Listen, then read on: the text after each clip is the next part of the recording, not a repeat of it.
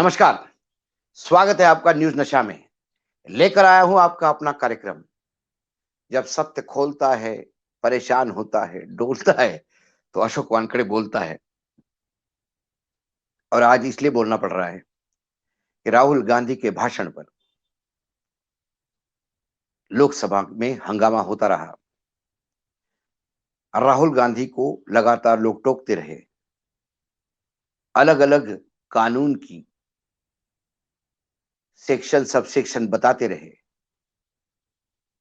सब कुछ होता रहा, लेकिन राहुल के सवालों का जवाब किसी के पास नहीं। राहुल को फिर एक बार रिजिजू बोले कि आप सीनियर पार्लियामेंट्रियन हैं, आप सीरियस बात कीजिए, आप मजाक मत कीजिए, क्योंकि जिन सवालों के जवाब उनके पास नहीं, वो मजाक लगता है। आए बाएं बीजेपी देख रही थी, लेकिन राहुल के सीधे सवालों के कोई सीधे जवाब किसी के पास नहीं थे। कल प्रधानमंत्री का वक्तव्य होगा, प्रधानमंत्री बजट पे बोलेंगे, और फिर उन तमाम कांग्रेस के कुकर्मों पे बोलेंगे जो 65 साल कांग्रेस ने राज में किए होंगे। उसमें इमरजेंसी भी होगी, उसमें कई चीजें होगी, उसमें बोफर्स का भ्रष्टाचार भी होगा, बहुत बातें होगी। लेकिन नहीं होंगे तो वो सवाल के जवाब जो राहुल गांधी ने उठाए। और राहुल गांधी ने जो सवाल उठाए वो कोई बहुत क्लिष्ट सवाल नहीं है, देश हित में भी सवाल है। और इसीलिए जब भाजपा राहुल को असत्य बोल रही थी कि आप असत्य बोल रहे हो, आप नॉन सीरियस बोल रहे हो, आप तथ्य है नहीं आपके पास इसलिए बोल रहे हो, बिना कागज के बोल रहे हो, ये तमाम बीजेपी की बातें सुनकर सत्य खोल रहा था। राहुल गांधी ने क्या सवाल उठाए? राहुल गांधी ने बोला, सबसे पहले तो उसने रेखांकित किया कि अडानी समूह की नरेंद्र मोदी जी के साथ दोस्ती कैसी है। इसको जब वो रेखांकित कर रहे थे तो बता रहे थे कि कैसे साथ में लेके चलते हैं, कैसे उद्योगों को, इनको उद्योग देने के लिए इनको इन विदेशों में प्रेशर लाया जाता है। हमने कल ही एचएएल की स्टोरी में मैंने बताया कि रेफल्स में कैसे अनिल अंबानी को दिलवाया गया, तो उन्होंने श्रीलंका का उदाहरण दिया। श्रीलंका की स्टैंडिंग कमेटी, जो पार्लियामेंट्री स्टैंडिंग कमेटी है, उसके सामने दिया हुआ वक्तव्य, उस कमेटी के सामने दिया हुआ कबूलनामा, वो इस बात को बताता है कि भारत के प्रधानमंत्री कैसा विंड एनर्जी का प्रोजेक्ट अडानी को देने के लिए वहां के प्रधानमंत्री पे दबाव डाल रहे थे। बांग्लादेश में जो पावर परचेसिंग एग्रीमेंट हुआ, उसमें अडानी कैसा फायदा हुआ। ऐसे असंख्य उदाहरण हैं। लेकिन जो ये राजनीति हो सकती है, इसमें षड्यंत्र हो सकता है, कारपोरेट वॉर हो सकता है, लेकिन जो चीजें हम सामान्य इंसानों को, सामान्य भारतीयों को परेशान करती, वो ये है जो राहुल गांधी ने एक पॉइंट उठाया कि एक स्ट्रेटेजिक सेक्टर में अडानी जी मोनोपोली रखे हुए हैं। देश के एयरपोर्ट्स अडानी जी के पास, पोर्ट्स, सी पोर्ट्स अडानी जी के पास, भंडारण अनाज का अडानी जी के पास। अब ग्रीन एनर्जी में कौन आ रहा है? अडानी जी आ रहे हैं। ये की सेक्टर से स्ट्रेटेजिक सेक्टर है। कल यदि हमारे दुश्मनों ने हमारे पे हमला कर दिया तो ये पोर्ट, एयरपोर्ट, हमारे देश की जो एनर्जी, मतलब हमारे देश में जो इलेक्ट्रिसिटी का सप्लाई है, अनाज का भंडारण, युद्ध लंबा चला तो यही अनाज काम आता है। ये सारी यदि एक कंपनी की मोनोपोली उस क्षेत्र में होती है, तो फिर उस कंपनी में विदेशी कंपनियों का जो पैसा आ रहा है, उसके बारे में तहकीकात करना यह सरकार का नैतिक कर्तव्य है, जिम्मेदारी है। उन्होंने कहा शेल कंपनियां, मैं कहता हूं शेल कंपनियां ना हो, ओरिजिनल फाइनेंसिंग कंपनीज है। उसको शेल कंपनी मैं भी क्यों कहता हूं, उसका भी मैं आपको अभी लिस्ट बना के दिखाऊंगा। कुछ टैक्स हेवन है जहां टैक्स नहीं के बराबर लगता है। मॉरिशियस है, सेंट किट है, कुछ कैरिबियन नेशंस में कुछ आइलैंड्स है, कुछ अफ्रीकन देश है। वहां कंपनियां बनती है और वहां से फिर अडानी समूह को कर्जा देती है। वो कंपनियों के पास पैसा कहां से आया? क्या उनका कोई बड़ा इन्वेस्टमेंट पोर्टफोलियो है, या उनका कोई बहुत बड़ा बिजनेस है जिसमें उनका एक वर्टिकल यानी एक कंपनी की एक सब्सिडरी फाइनेंस का काम देखती है? वो कंपनियां करती क्या, उनके पास फंड कहां से आते हैं? क्या वो ड्रग मनी है? क्या वो टेररिस्ट मनी है? क्या वो ब्लैक मनी है? क्या वो मनी लॉन्ड्रिंग का पैसा है? क्या हमारे दुश्मनों का फाइनेंस किया हुआ पैसा है? ऐसे कई सवाल है जिसके जवाब हमारी देश की इन्वेस्टिगेटिव एजेंसीज को देनी है। जो इन्वेस्टिगेटिव एजेंसीज लगातार विरोधियों के घर में झांक झांक के वो गलत कर रहे हैं एक दिखाने का प्रयास करती है, उनको अरेस्ट करती है, एसेट फ्रीज करती है, सरकार के खिलाफ बोलने वालों को उठा के ले जाती है। किसी एक्टर का बेटा सिर्फ इसलिए जेल जाता है क्योंकि वो एक्टर का बेटा है, शाहरुख खान का बेटा है, और उसके पास तो कुछ मिलता ही नहीं, ना ड्रग मिलता है, ना उस पर कुछ आरोप सिद्ध होता है। लेकिन 28 दिन तक वो जवान लड़का इस देश की जेल में सड़ता रहा।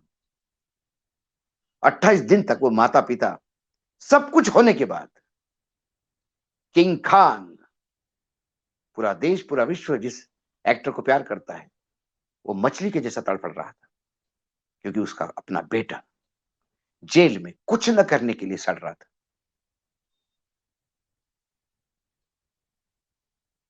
लेकिन ये जो कंपनियों के नाम मैं आप कुछ बता रहा हूं आपको,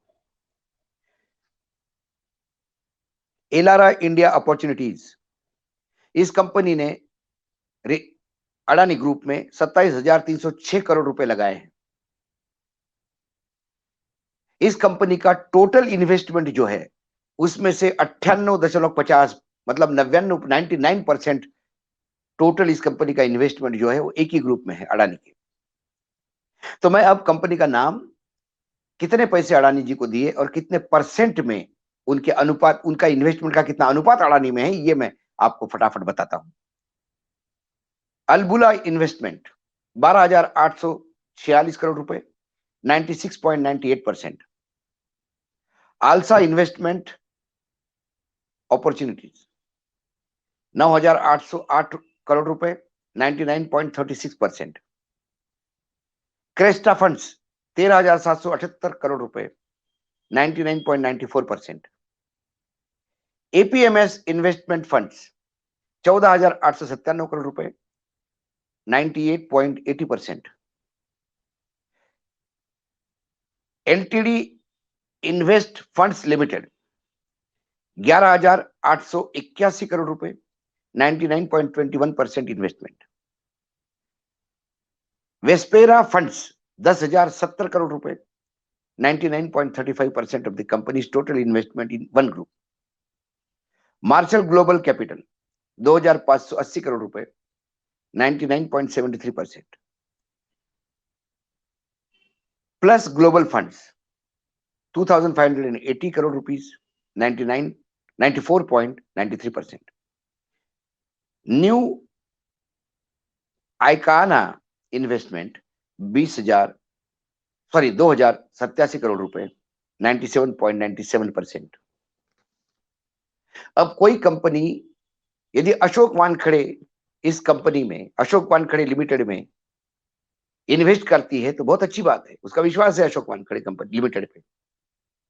लेकिन उसके पास 100 करोड़ रुपए है और 100 करोड़ में से 99 करोड़ रुपए वो सिर्फ मुझ पे ही लगाते हैं। इसका मतलब उसका इन्वेस्टमेंट का काम सिर्फ मेरे ही ग्रुप में लगाने का है, तो फिर बट नेचुरल है मेरा उस कंपनी के साथ कुछ संबंध है। यदि उसके पास 100 करोड़ रुपए होते, 25 मुझे देता, 50 रिलायंस में लगाता, 25 कहीं और लगाता, तो समझ में आता है कि इसने वर्ल्ड ओवर पैसा लगाया है। तो 25 करोड़ इधर भी दिया है। लेकिन 100 करोड़ में से 99 करोड़ यदि एक ही कंपनी में लगता है तो उसको शेल कंपनी बोलते हैं। मेरा ही पैसा मैंने 100 करोड़ रुपए हवाला से भेजा या मुझे कहीं से मिला, वो मैंने कंपनी बनाई, उसका इन्वेस्टमेंट बताया, क्योंकि जिस कंट्री में रजिस्टर हुई वहां पूछा नहीं जाता है पैसा कहां से आया, ना उस पर कोई टैक्स लगता है, और वो पैसा फिर विदेशी निवेश हमारे देश में हो रहा है दिखाने के लिए फिर मैं मेरे कंपनी में व्हाइट करके लाता हूं, ब्लैक का पैसा व्हाइट, इसको मनी लॉन्ड्रिंग भी कहते हैं, और ये बहुत पुरानी ट्रिक है। तो इन कंपनी का इन्वेस्टिगेशन होना चाहिए, इनके पास पैसा कहां से आया, कौन है इसके पीछे। यदि ये सवाल है तो मुझे लगता है देश हित में सवाल उठा रहा है।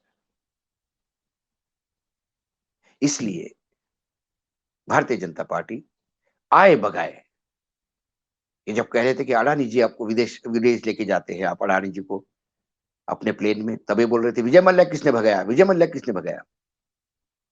सवाल विजय मल्ल्या को भगाया इसलिए बीजेपी, यदि विजय मल्ल्या ये पाप है कांग्रेस का तो कांग्रेस विपक्ष में है, यदि अडानी पाप है बीजेपी का तो क्या बीजेपी विपक्ष में बैठने को तैयार है।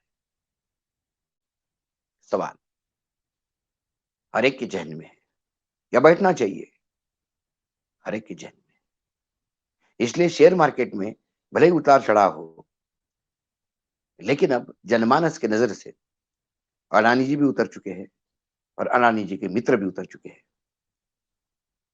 क्योंकि जिस आदमी ने 4000 किलोमीटर सड़कनाक पर लगातार सड़क पर चल के भारत जोड़ो यात्रा में कम से कम उन्होंने लोगों को अपने साथ जोड़ लिया, भारत जोड़ो कि नहीं पता नहीं, उनकी पार्टी में अपने आप में लोग जुड़े कि नहीं कांग्रेस में ये पता नहीं, लेकिन राहुल गांधी के साथ तो लोग जुड़ चुके हैं, और जिस एग्रेसिव के साथ राहुल गांधी आज बोले हैं उसमें एक नई धार राहुल गांधी ने दिखाई। ये सवाल न्यूज नशा भी कई बार उठा चुका है, राहुल गांधी ने आज जो बोला उसमें से कई बातें न्यूज नशा पे वे अलग अलग प्रोग्राम्स में आपके सामने लाई है। हमने भी हिंडनबर्ग की रिपोर्ट ही बेस पकड़ा है, हमने भी अखबारों में जो छपा है उसी को बेस पकड़ा है, कुछ कारपोरेट सेक्टर में संबंध है, इससे कुछ एक्स्ट्रा इंफॉर्मेशन मिल जाती है, लेकिन ये किसी के खिलाफ षड्यंत्र नहीं, किसी के खिलाफ एक लगातार कैंपेन नहीं, ये सवाल राष्ट्रहित का है, पूछना लाजमी, इसीलिए पूछा है और इसीलिए अशोक वानखेड़े बोला है, क्योंकि बीजेपी का पलटवार देखकर सत्य डोलता भी और खोलता भी है। आज इतना ही, फिर आता हूं कल किसी विषय के साथ, तब तक के लिए नमस्कार, देखते रहिएगा न्यूज नशा। आप हमसे जुड़े रहने के लिए सब्सक्राइब करें YouTube पर, फॉलो करें ट्विटर पर और लाइक करें Facebook पर।